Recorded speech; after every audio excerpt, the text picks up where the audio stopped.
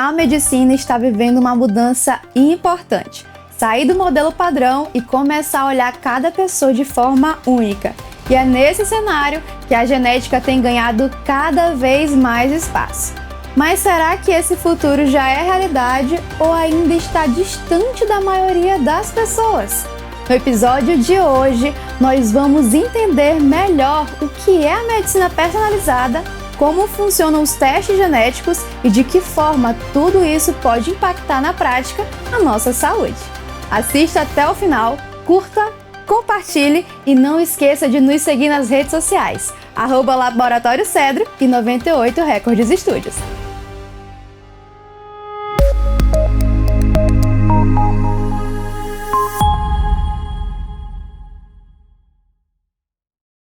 E aí, pessoal, tudo bom com vocês? Sejam bem-vindos a mais um Cedrocast, onde sua saúde é a nossa conversa. Eu sou Ingrid Gomes e sou a sua apresentadora. Eu sou Iago, sou gerente da Genômica e hoje eu tô aqui como seu apresentador. E hoje a gente tem um assunto muito bacana, bem diferente pra gente conversar. Mas antes, eu quero apresentar mais uma vez a nossa convidada, a doutora Eli. Seja bem-vinda! Obrigada, é uma honra estar aqui de novo no Cedrocast. Eu sou Elis, para quem não me conhece, eu sou médica geneticista do Laboratório Cedro e estamos aqui para conversar sobre um tema super interessante. Um parênteses, a melhor do Brasil, tá? Queria dizer isso. E eu acho que vocês já pegaram um pouquinho do que vai ser o nosso tema hoje, não é, Iago? Com certeza. Então hoje a gente vai falar sobre medicina personalizada. O que será isso? A doutora pode explicar pra gente já? Tá, então vamos lá. Medicina personalizada é uma área que surge dentro da medicina, né? Um movimento que vai tentar individualizar as condutas, né?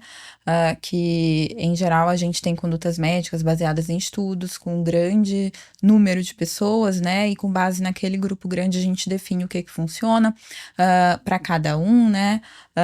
E quais condutas têm benefício, quais condutas vão ter impacto clínico com base naquele grupo. Na medicina personalizada, a gente tenta levar isso para o indivíduo e individualizar se aquela pessoa, né? Ela não vai se beneficiar a partir de testes genéticos, marcadores bioquímicos, de uma conduta diferenciada daquele grupo, tá?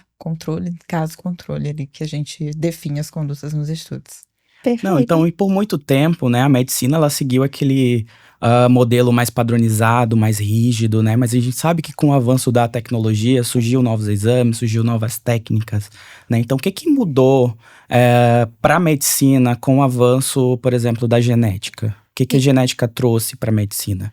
Então, como eu estava falando dos estudos, né? Quando a gente não conhecia a base genética, a base molecular de várias doenças, as condutas em medicina precisam se basear em evidência, em grandes estudos com grande número de pessoas, né? Com grupo controle, grupo caso, para a gente definir o que realmente funciona para a população. Né? Sempre foi isso, tanto para definir medicações, como para definir rastreios populacionais para a população de risco médio, por exemplo. Para câncer de mama, a gente tem as orientações de rastreio, com mamografia, depende um pouco da sociedade, anual, bianual, a partir dos 40, 50 anos, enfim. Essas condutas de rastreio são baseadas em grandes estudos, né, para definir com um grande número de pessoas, mas é definido para uma população de risco médio. Mas e se eu tiver uma pessoa ali no nosso mundo com um risco maior, que não é risco médio, né? Como é que eu vou identificar essa pessoa com um risco maior que se beneficiaria de fazer um rastreio com um exame diferente, um rastreio mais próximo, ou alguma conduta cirúrgica relacionada a esse risco? Né?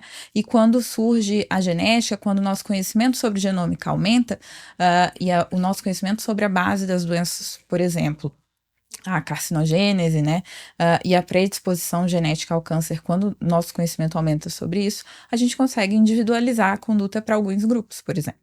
Então, hoje aqui no Brasil, essa individualização ela é mais restrita a alguns casos, ela não é mais no nosso dia a dia. Então, a medicina personalizada, a gente busca tentar identificar pessoas com alto risco, tá? Dentro do nosso universo de indivíduos, identificar as pessoas de alto risco. Alguns indicadores às vezes na história familiar ou na história de vida pessoal daquela pessoa, vão fazer a gente pensar em direcionar alguma investigação, alguma conduta ou não. Então, não é que você tem um histórico familiar que vai, vou falar uma palavra que surtar, né, de repente, e querer procurar tudo de uma vez. Exatamente, a gente tenta ir com calma, com menos ansiedade, quando a gente vai falar de testes e de personalizar condutas, né? A medicina personalizada, ela acabou crescendo muito, né, nos últimos anos, esse conceito, e acaba ocupando um lugar no imaginário das pessoas, né, muito, muito atrativo. Nossa, eu posso saber tudo sobre mim como indivíduo, saber todos os meus riscos e controlar tudo, mas não é bem assim. Ela não tem todo esse poder que muitas vezes ocupa o imaginário dos pacientes, né?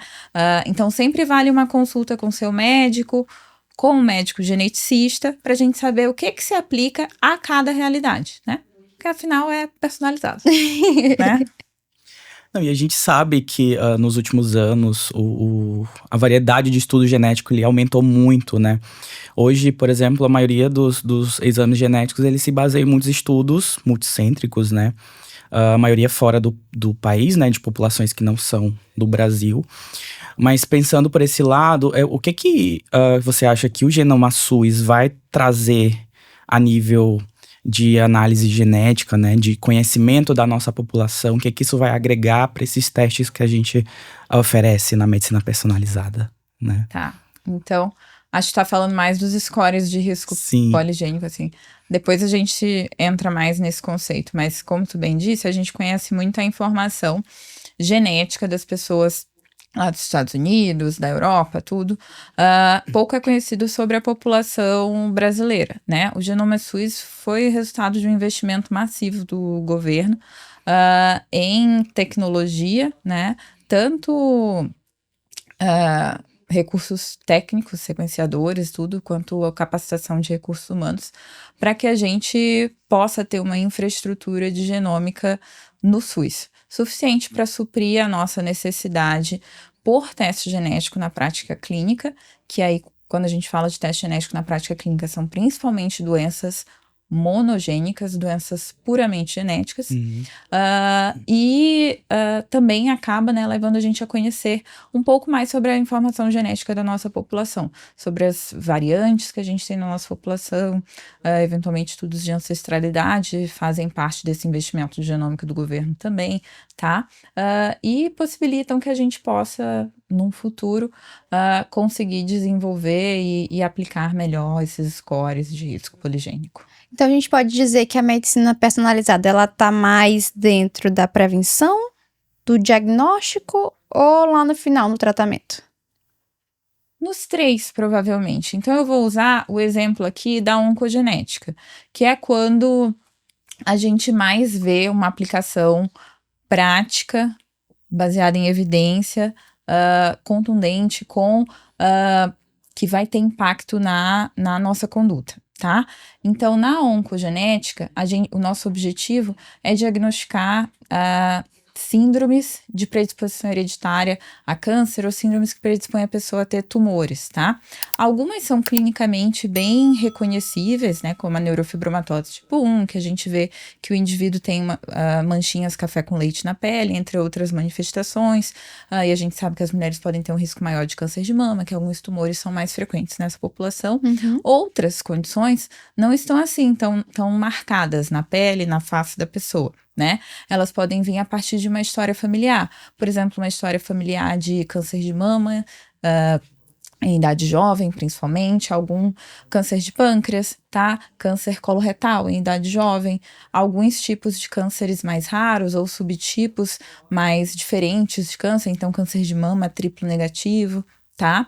Então, algumas dicas na história pessoal e familiar da pessoa podem indicar pra gente que existe uma predisposição a câncer naquela pessoa e naquela família, né?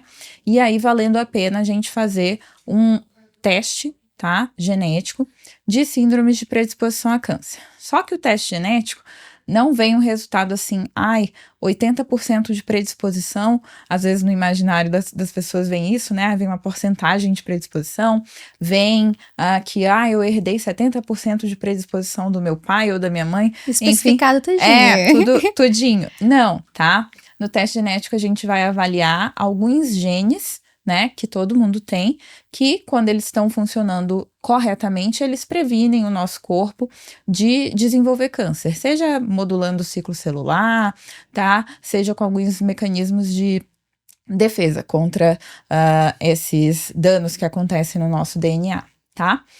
E aí, nesses testes genéticos, a gente vai fazer a leitura desses genes relacionados à síndrome de predisposição ao câncer para ver se a gente encontra alguma alteração que aconteceu, alguma variação que aconteceu que prejudica a função daquele gene a ponto dele não conseguir exercer a função, tá? E esse gene muitas vezes é herdado ou da mãe ou do pai e vem correndo na família há gerações, tá? Ou às vezes ele pode ter se iniciado na pessoa, afinal, nem tudo que é genético é herdado. Acho que a gente já até comentou sobre isso um leve no último déjà vu. podcast, talvez, tá? Nem tudo que é genético é herdado, pode surgir uma variação que se inicia ali na própria pessoa, tá? Então, por exemplo, a partir do diagnóstico de uma pessoa com síndrome de predisposição a câncer relacionado ao BRCA, por exemplo, um caso famoso é o da Angelina Jolie, né? Ela pode tomar condutas para prevenir que ela venha a desenvolver câncer, tá? Ou se ela tiver câncer de mama já, condutas que diminuam o risco dela ter outro câncer ou que direcionem o tratamento dela de forma um pouco melhor, tá? Então, com BRCA, ela pode prevenir câncer, ela pode optar por fazer cirurgias redutoras de risco ou um rastreio mais próximo e diagnosticar o câncer de forma precoce, mais fácil de tratar. Eu fiquei um pouco curiosa, assim.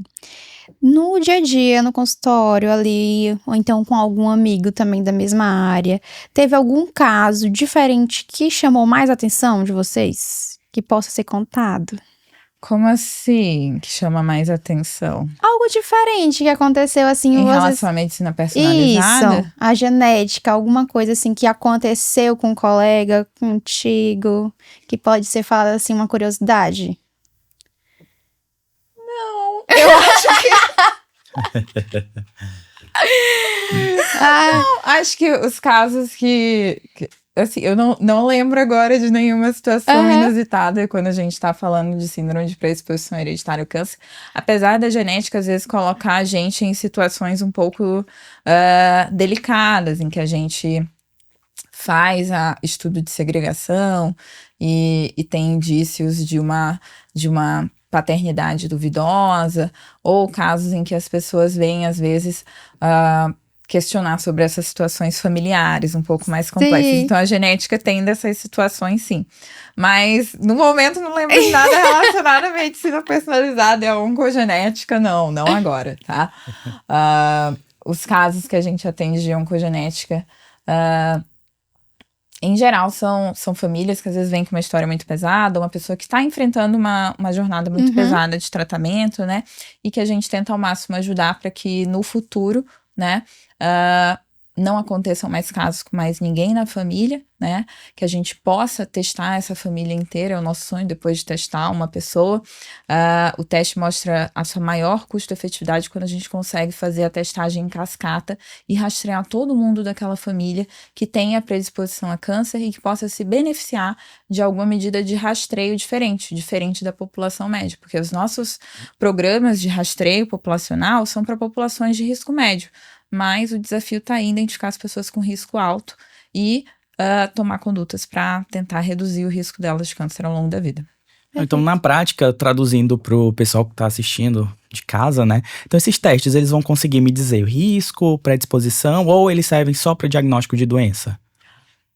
Eminentemente para o diagnóstico de doenças monogênicas com penetrância alta, tá? Predominantemente, quando a gente aplica testes genéticos, são para condições causadas em que tem um gene que tem uma variação patogênica que me leva a uma doença, tá?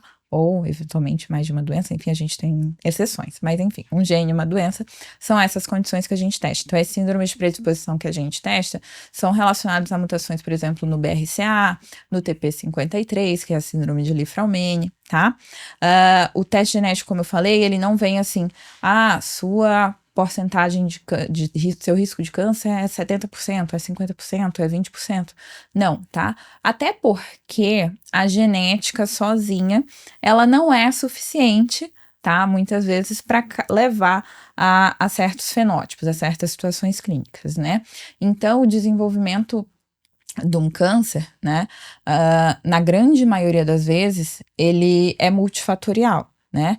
É sempre uma doença genética, é sempre uma alteração genética que acontece naquela célula que leva ela a se multiplicar muito, mas para essas alterações genéticas acontecerem, é um processo multifatorial, que ao longo da vida a pessoa vai acumulando danos e riscos, né? Tabagismo, etilismo, alimentação, né? Alimentos embutidos, enfim, churrasco, carne bem passada, né, queimadinha, tudo isso é cancerígeno. Então vai juntando como se fosse um copo, né? Como se a gente tivesse um copo em que durante a vida a gente nasce com uma certa predisposição. E aí quando eu falo dessa predisposição, quando eu tô falando de doença multifatorial, eu falo de pequenas variações genéticas que sozinhas elas não têm impacto e elas não são identificadas usualmente nos exames genéticos. Tá? Então, são essas pequenas variações que se juntam com fatores de risco ambientais que vão culminar no desenvolvimento de uma doença, seja câncer, seja Parkinson, seja uma demência tipo Alzheimer, tá? Então, essas são as doenças que a gente chama multifatoriais. Esse é o modelo de doenças multifatoriais, a gente usa esse modelo do copo.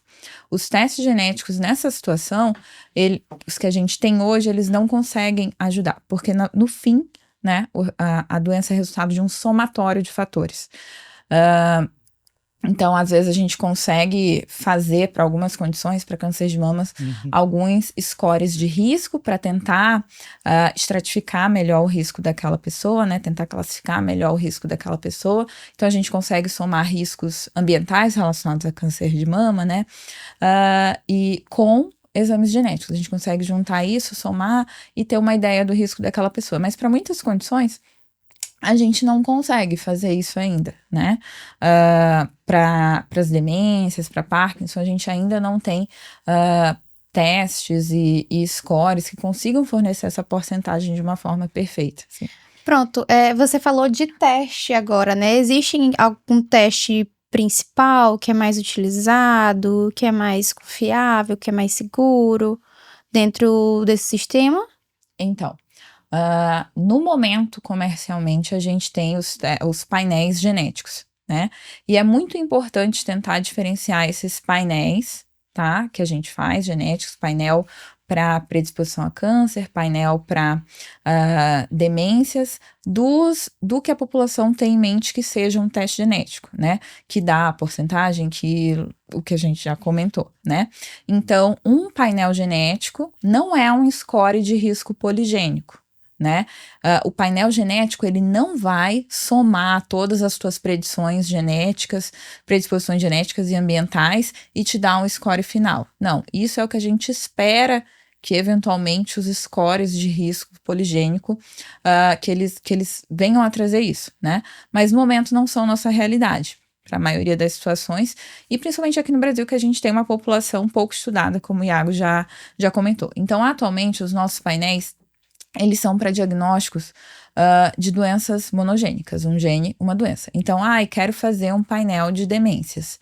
Bom, se na sua família tem Alzheimer, né? Se você quer fazer um painel de demência numa pessoa com Alzheimer, 99% dos casos de Alzheimer não vão ser herdados, não vão estar relacionados com uma só alteração genética, tá? Levando a um caso de Alzheimer. Então, fazer o teste não vai te informar o risco de tu ter Alzheimer, não vai te dizer que tu não vai ter Alzheimer ao longo da vida.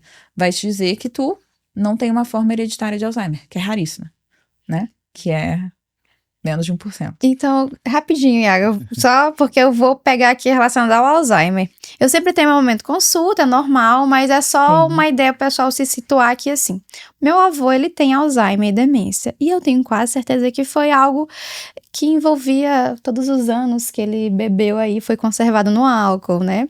Então, assim, mas se eu fosse uma pessoa mais preocupada e eu falasse assim, doutora, não, o meu avô tem Alzheimer, tem demência, e aí o meu pai já tá ficando meio esquecido, será que eu não faço esse exame, eu faço, é melhor eu fazer, eu tô muito preocupada, ou então a senhora vai chegar, calma, respira. E aí eu também vivo algo na minha família, que meu avô também tem Alzheimer e demência, e todos os irmãos e irmãs dele também tiveram. Olha só, duas situações bem diferentes aqui, tá? Primeira do teu avô, um caso isolado de demência, não sei com que idade começou, mas isso também tem um efeito no valor preditivo do teste, tá? Mas que tem um fator de risco ambiental para encher esse copo do Alzheimer, né? Muito grande. Vamos falar demência, porque eu não sei. É Alzheimer mesmo? Tem certeza? Pois é, diz que é os dois, né? Diz que... né? Então diz tá. que é. Então Não tá. sei. Então vou confiar, tá? Então, enfim, tem um fator ambiental muito forte para ele ter desenvolvido um quadro demencial, sem outros casos na família, né? E aí uma questão interessante. A gente inicia a investigação, tá, da família pela pessoa afetada, tá? Até para conseguir fazer uma correlação do genótipo com a apresentação clínica, tá? Então a investigação não iniciaria por ti, iniciaria pelo teu avô, tá? Pra gente saber se a forma de demência dele é herdada, tá? E pode ter passado, né, para os filhos dele e eventualmente para os netos, né? Se essa informação genética foi passada, tá? Em geral, passa com risco de 50%, tá? Nessas formas de Alzheimer. Entendi, Então, a indicação... Não. Então, assim, tu não teria indicação nenhuma de fazer esse painel, né? E a gente fala também que pros filhos, meu pai, minha mãe teve Alzheimer, qual é o meu risco? A gente sabe que é o dobro do risco da população normal, né? E a gente sabe que tem muitos fatores ambientais que a gente pode modificar independente de teste, né? Então, às vezes a pessoa quer um teste para usar como uma desculpa, uma muleta para uma modificação de hábitos de vida, né? Mas independente de teste genético nenhum, a gente pode manter hábitos de alimentação saudável, hábitos de fazer atividade física regular, né? Que são protetores tanto para doença cardiovascular quanto para demência. Enfim, aí mudando para tua família, pro teu avô, é ele e todos os irmãos? Ele e todos os irmãos. Aí, nesse caso, a gente tem uma recorrência familiar importante. Seria importante a gente saber também a idade de início, né? Avaliar os exames direitinho. E aí, ele que é afetado ou algum dos irmãos, a gente começar uma investigação com base em todos os dados clínicos que a gente tiver. E, a partir daí, avaliar quem da família se beneficiaria de teste genético, né? E aí a gente entra num conceito que a gente chama de teste preditivo, né? Muitas vezes a gente quer prever o futuro, A né? bola de cristal. Quer uma bola de cristal para dizer pra gente tudo o que vai acontecer. Mas às vezes a gente tem que ter cuidado com o que a gente deseja, né? Às vezes a gente tem uma expectativa de que aquela informação vá ajudar e na real talvez ela até atrapalhe. E é importante que a pessoa saiba de todos os fatores envolvidos antes de tomar uma escolha tão importante quanto a de fazer um teste genético, tá?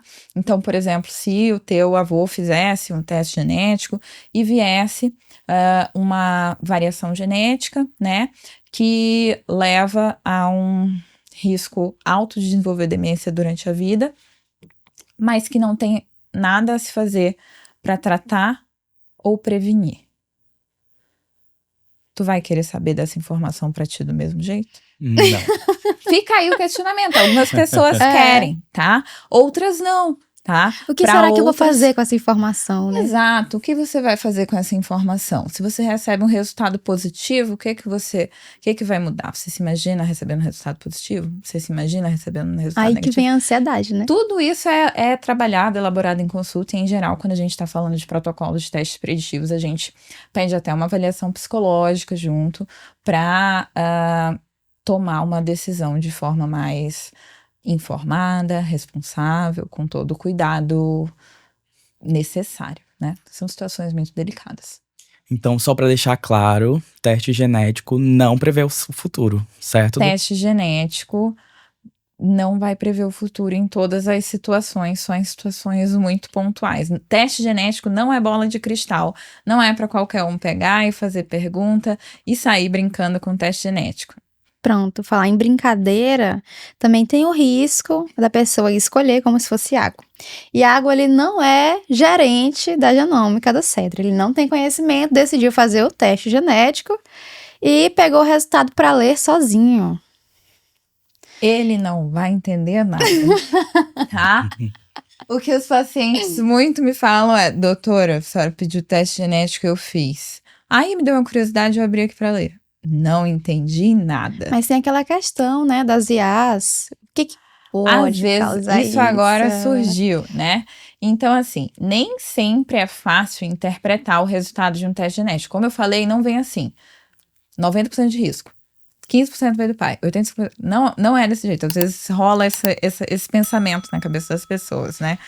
Ou que vem, tipo assim, positivo, negativo, né? Ou vem só o nome ali da doença. Você tem tanto. Mas não é assim, tá? Não tanto. Em geral, a gente vai ter no teste genético gene, a posição ali que teve a variação, né? Vindo positivo. O impacto que isso tem na proteína e a classificação daquela variação. Porque nem toda variação genética, ela é patogênica, ela causa doença. Então, é normal ter variação, né, Iago? O meu DNA não vai ser igual ao teu, não vai ser igual ao da Ingrid, não é igual o DNA de todo mundo, né?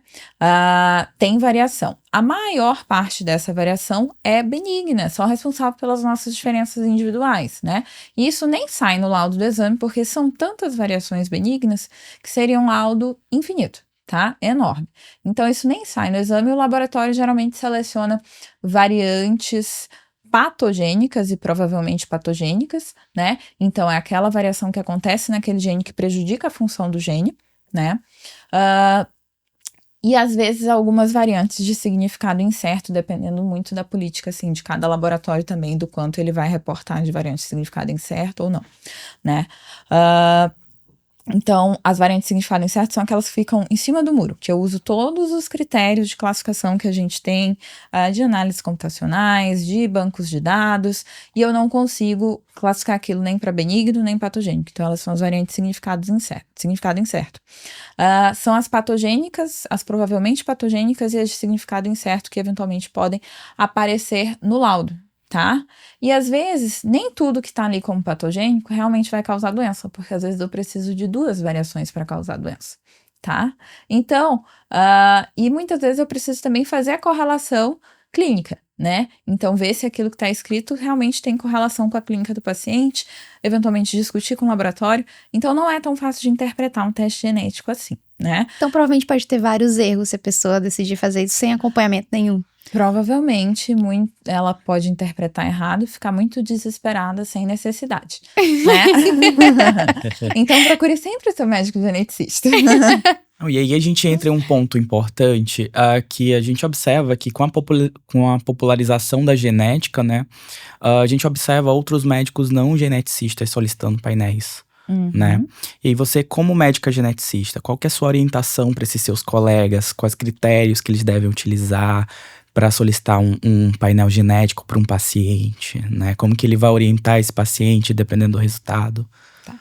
Então, a minha opinião é, se você não sabe o que é e não sabe interpretar, é melhor não solicitar e já encaminhar para o médico, se você eventualmente solicitar, tiver uma urgência ali, solicitar e encaminhar diretamente para o médico que tenha uma formação e que consiga tomar as condutas, ter uma interpretação adequada e tomar as condutas adequadas a partir daquele resultado, né? Porque informação genética interpretada de forma errada e diagnósticos errados são tão deletérios quanto um atraso no diagnóstico, ou mais deletérios, tá?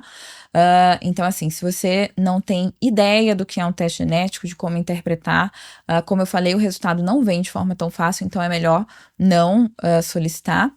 Se você sabe o que é um teste genético, sabe o que está fazendo, teve uma capacitação, viu isso durante a residência, porque a gente sabe que durante o curso de medicina, os médicos não são ensinados sobre genética médica. Na maioria dos currículos, a genética médica não faz parte. E é na genética médica que a gente vai aprender o que é o exame genético, a diferença de cada uma das técnicas, nem todo teste genético é igual, né?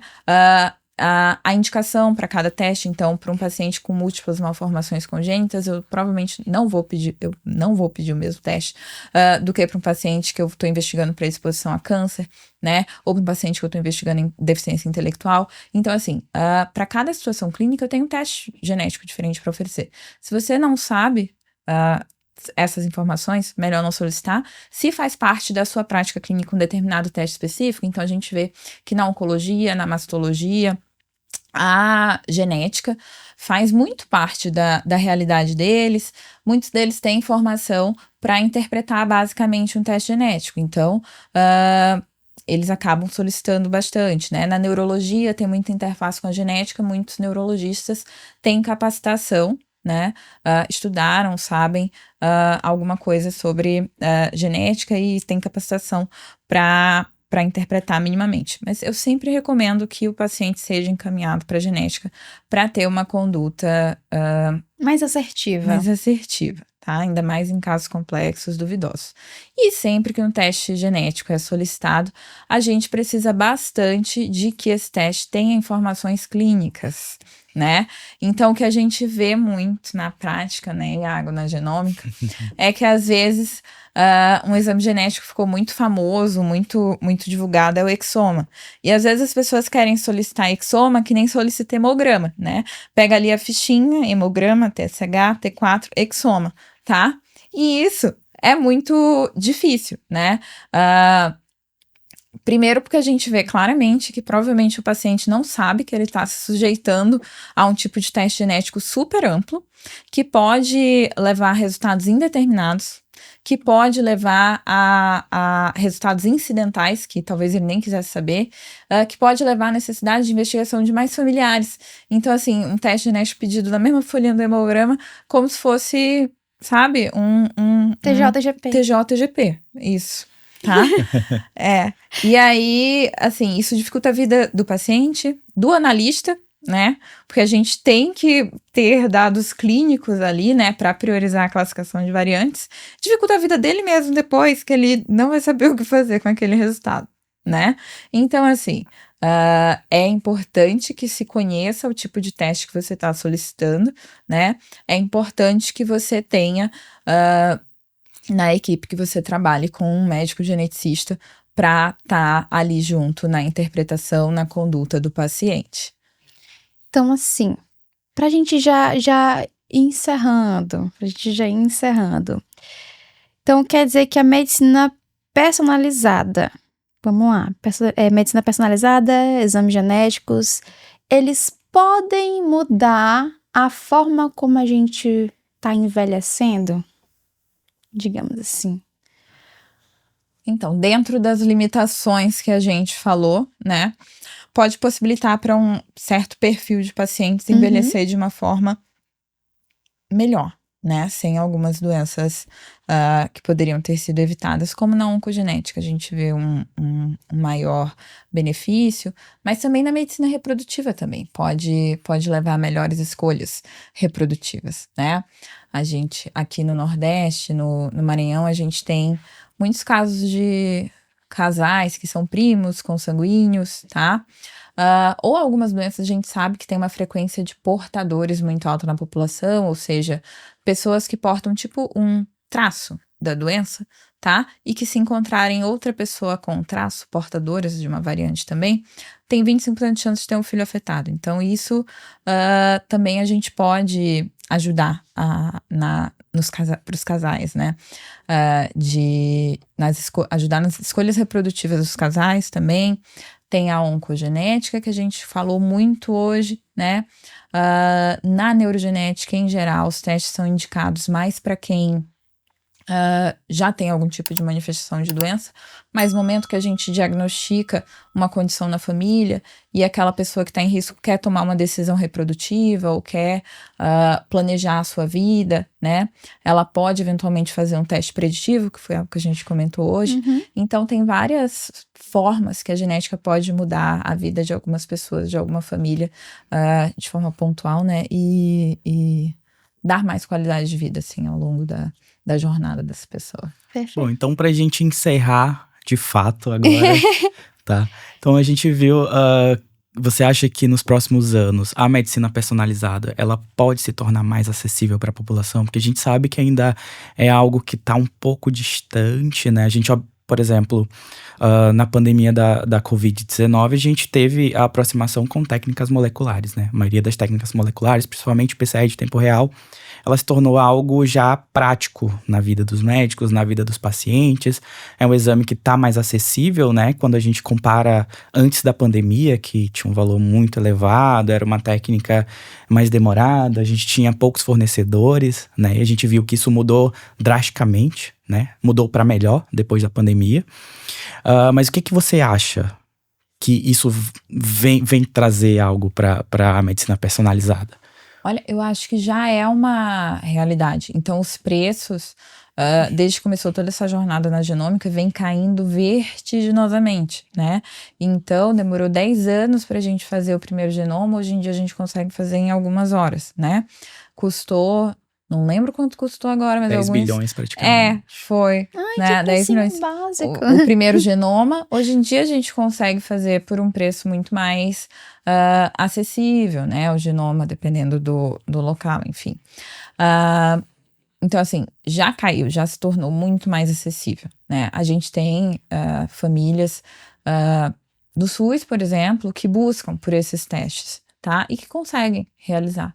Muitas vezes. Então, já é uma realidade, é pouco divulgado, e o termo medicina personalizada, né, foi um pouco também banalizado, vamos dizer, assim, a medicina de precisão, né, surgiu muito charlatanismo em cima disso, e muita confusão no que realmente a gente pode usar teste genético para ajudar, e o que não vai ajudar. Né? Então, tem muitas pessoas que divulgam teste genético também com um potencial de que não consegue oferecer ainda, tá?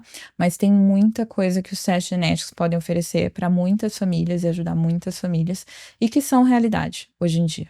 Que tá evoluindo cada vez mais, né? Cada vez mais acessíveis. Então pronto, para fechar, com chave de ouro, doutora, a senhora quer deixar um recadinho para os nossos futuros médicos e futuros pacientes sobre essa responsabilidade que é a medicina personalizada e sobre os testes genéticos? Tem uma frase olha direto que eu pra gosto eles, muito. Isso. Vou quebrar a quarta parede. Quebra a né? quarta parede. Tá. A genética tem poder. A sua genética tem poder. É uma informação sensível, tá? Então, para os pacientes, né, a tua informação genética é valiosa. Não vale compartilhar com qualquer laboratório fazendo qualquer teste com qualquer promessa, tá? Para os médicos, saibam genética, vai fazer parte cada vez mais de todas as especialidades. Saibam genética médica, tenham um médico geneticista na sua equipe trabalhando com você, né, e atendendo os casos junto, tá? E a genética vai fazer cada vez mais parte da nossa prática clínica. Perfeita. Já faz, perfeita. Gostou? Eu amei! Nem ensaiei, foi assim, natural. Doutora, muito obrigada. Iago, muito obrigada. Esse episódio aqui foi maravilhoso. Eu sei que tiveram alguns tópicos aqui que ainda podiam ser falados, mas tópicos sensíveis que eu fiquei lembrando só de Ross que gosta de fazer essas perguntas. Ross coloca a gente numas situações, né? Ele gosta de botar a gente assim, ó, empurrar aqui e a gente tem que se virar nos 30. Mas a gente vai deixar para um próximo episódio para falar sobre essas temáticas um pouco mais perigosas, posso assim dizer. A gente acabou nem falando da farmacogenética. Próximo tópico. Fica aí. Próximo Mas tópico. É outra aplicação que vem crescendo. Vem crescendo. Medicina recreativa. Medicina recreativa. Já tem um episódio marcado depois, por favor, já deixe na sua agenda Vou bem deixar na lotada. minha agenda. Então, pessoal, obrigada para quem assistiu até aqui. Obrigada, doutora. Obrigada, Iago. E até a próxima. Obrigada. Tchau, tchau. Até a próxima, Até. pessoal.